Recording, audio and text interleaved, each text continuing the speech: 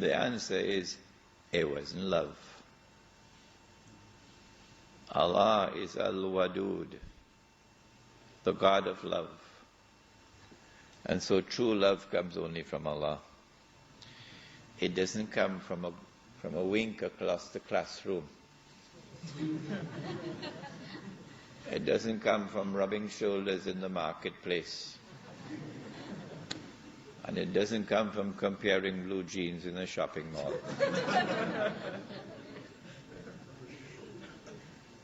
Allah is Al-Wadud, the God of love. And love comes only from Allah.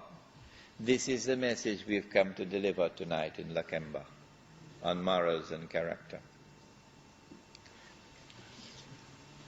We now marry, but this time we marry in Allah's name. Look at her.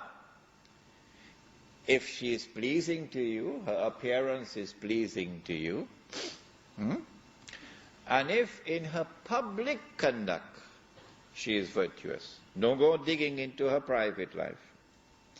Because she may have done something and Allah put a cover on it. Like I did something and Allah put a cover on it. Like you did something and Allah put a cover on it.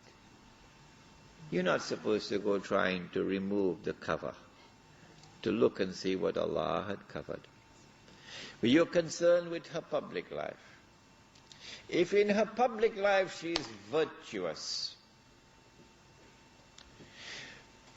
and if her appearance is pleasing to you, marry her.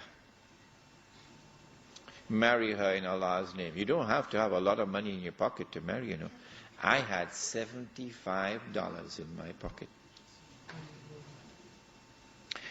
And when the nikah was conducted by the chief imam of New York, he said, Imran, you got to pay $25 to the doctor, to the masjid. Yeah. So I had $50 left in my pocket. Yeah. And praise be to Allah, my wife is here tonight. It's been a very happy marriage. You don't have to have a lot of money. You can still marry when you don't have money, provided you have some food to eat and clothes to wear, and you don't need a house for $500,000. So marry in Allah's name. And when you marry in Allah's name, then live with each other in a manner pleasing to Allah. If your neighbors like it, if the big family likes it, and if Australia like the way you live, alhamdulillah. But if you want to live your life pleasing to Allah and Australia doesn't like it, or Sydney doesn't like it, or your neighborhood doesn't like it, then say to them, that's just too bad for you. Because I am not going to live my life to please you and displease my Lord. What happens when you marry her in Allah's name, and then you live with her in a manner pleasing to Allah? وَمِنْ آيَاتِهِ أَنْ خَلَقَ لَكُمْ مِنْ أَنفُسِكُمْ أَزْوَاجًا لِتَسْكُنُوا إِلَيْهَا وَجَعَلَ بَيْنَكُمْ مَوَدَّةً وَرَحْمَةً إِنَّ فِي ذَلِكَ لَآيَاتٍ لِقَوْمٍ يَتَفَكَّرُونَ. And amongst his signs, among the pages of the big book with thousands and thousands and thousands of pages, is this page, that he has created for you. From amongst your very selves, he's created your mates, that you might dwell with each other in a state of sukoon. Sukoon. Sukoon is peace. Sukoon is tranquility. Sukoon is contentment. There are things in life which money cannot buy, and sukoon is one of them. Yeah.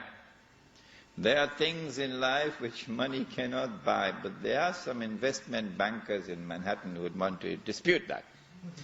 There are things in life which money cannot buy, and sukoon is one of them. You now live with each other in a state of sukoon. But how does sukoon come? وَجَعَلَ بَيْنَكُمْ مَوَدَّةً. It is Allah who now places love betwixt your hearts. When Allah puts love between your hearts, He doesn't put love alone. He puts something else with love. But you didn't know it. He says, وَجَعَلَ بَيْنَكُمْ مَوَدَّةً وَرَحْمَةً. He put love and He put kindness. So when you get married, it's not Rambo getting married. Love and kindness. When there is love and there is kindness betwixt your hearts, then you'll get sukoon. I tell you something. There are those who will have to wait until the day of judgment before they can enter into Jannah. And there are those who will get a taste of Jannah, a little piece of Jannah, right here on earth. You marry in Allah's name. You live with each other in a manner pleasing to Allah. And guess what happens? Every day, the love increases. It grows more and more and more and more. Until one day you ask, we already have so much love for each other, how much more love can there be? The answer is, Allah is Al-Wadud. He is infinite in His being and infinite in His attributes, His sifa. And so there is no limit to the amount of love you can have. This is where we've been attacked. When materialism takes over and the fear of Allah is no longer in the heart, now this girl, when you look at her, she has no reality beyond her material reality.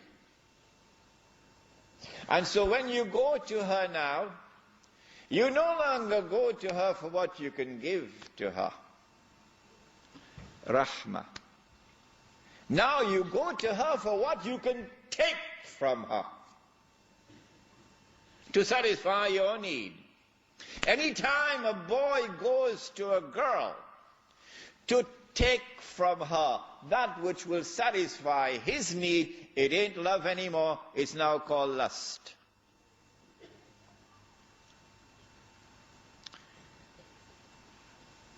It's called lust.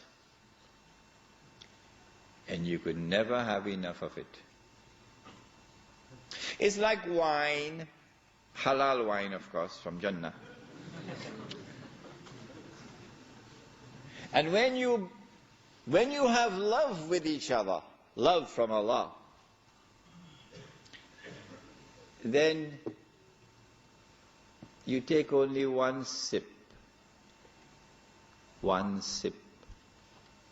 and your thirst is quenched. Praise be to Allah. And you can get on with your work, with your life. You can go to work, you can go farming and so on, because your thirst is quenched. But when it is no longer love, it is now lust. And you sip from this wine, the thirst is still there. So now you go to 2 women and 3 and 4 and